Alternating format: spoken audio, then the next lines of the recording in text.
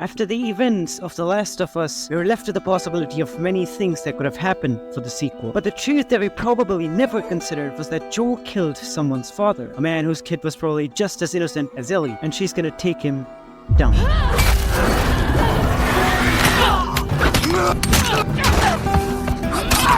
We can choose to be happy. Happy. We're allowed to be happy. You don't know me. Abby's story begins with her living a peaceful life in Salt Lake City. She goes on regular treks with her father while also experiencing the silly teenage love of her life with Owen. She's essentially a character who had it all until the unfortunate events of St. Mary's Hospital. Don't look. She's now consumed by the venom of vengeance, ready to put everything at stake, her friends, her love, everything. And all of this to put someone else exactly through the same pain that she went through all these years. And while Joel's actions at the Firefly Hospital cannot be justified in any manner, what Abby did to Joel cannot be justified either. In a world where loyalty and community are humanity's greatest treasure, Abby chooses to fulfill her own personal vendettas without once thinking what is better for her loved ones. And so the horrifying incident at Jackson further strained her relationships with her crew. I'm done with you.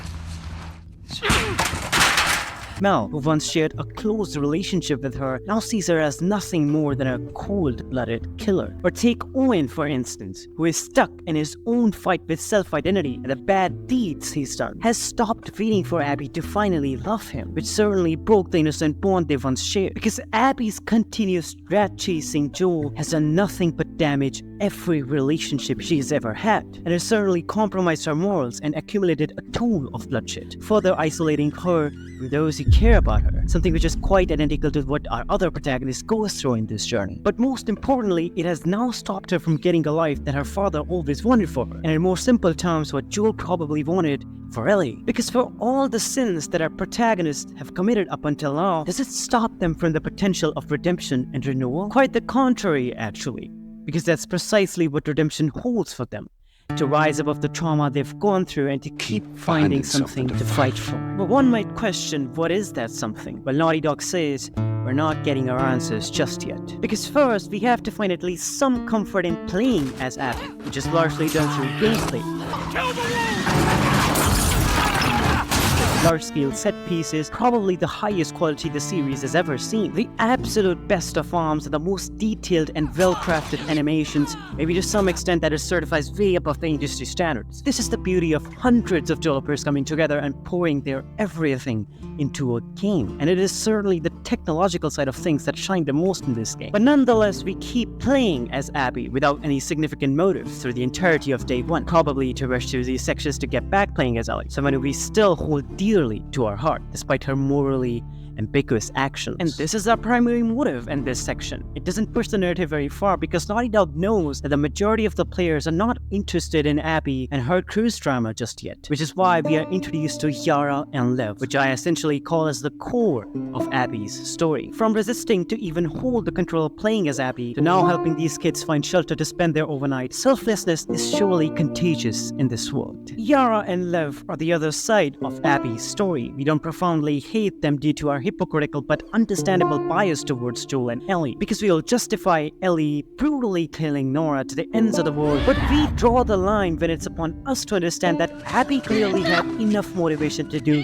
what she did, despite both of these situations being equally wrong and arising out of the same inner turmoil of these characters. No, we cannot do that to Lev and Yara because they are the essence of The Last of Us. They're what made us fall in love with this series to begin with. Don't take this in the most literal sense, but humanity, despite all the challenges it has faced, still dealing with the most basic and humanized problems. Yeah, that's exactly how I would define The Last of Us. Almost all the characters we have encountered so far in this series have been dealing with the most human problems that are not exclusive to the world of The Last of Us. The conditions of this world might adverse the effects of those problems, but at its core, these are very universal themes that are presented in front of us. Bill, a middle-aged man who is dealing with the effects of loneliness and paranoia, freaking trip the entire town, this dude. Or Owen, who desperately wants to find a fight that he can stand by with pride. He wants to be sure with his sense of identity and who he is. And similarly for Yara and Lev, who are on a societal run in pursuit of finding who they are.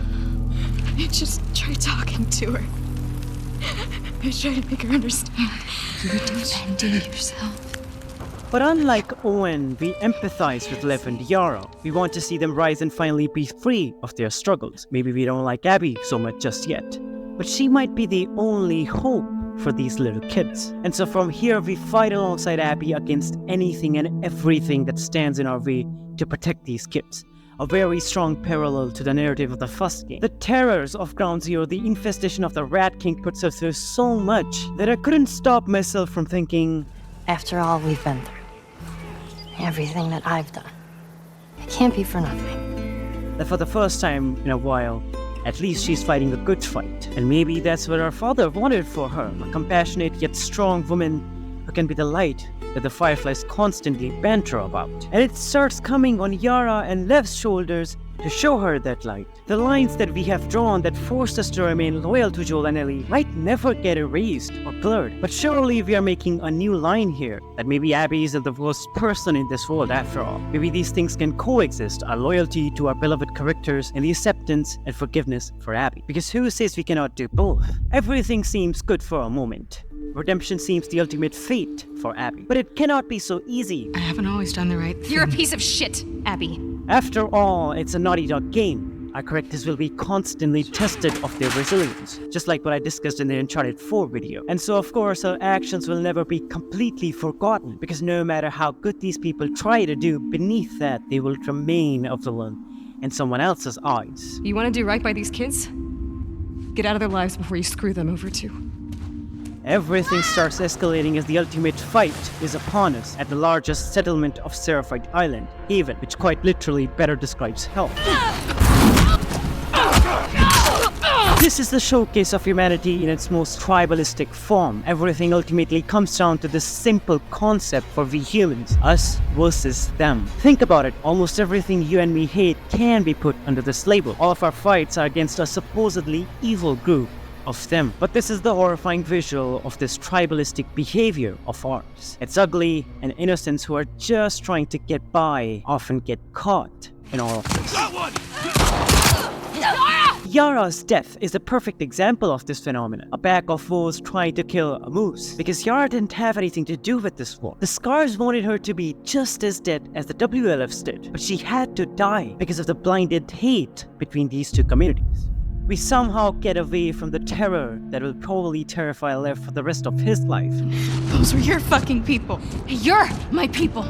just to witness something that will haunt Abby for the rest of her life.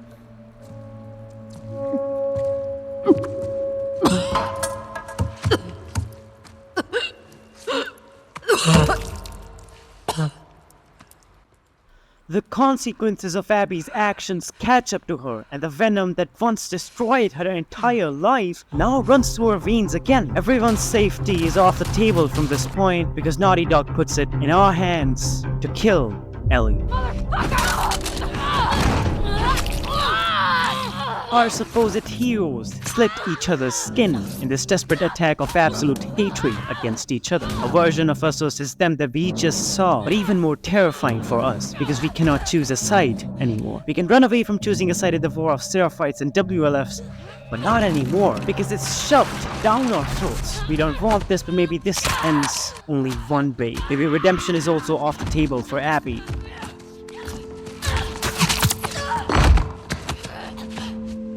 She will never learn from her mistakes. Stop! She's pregnant. Good. Until Abby!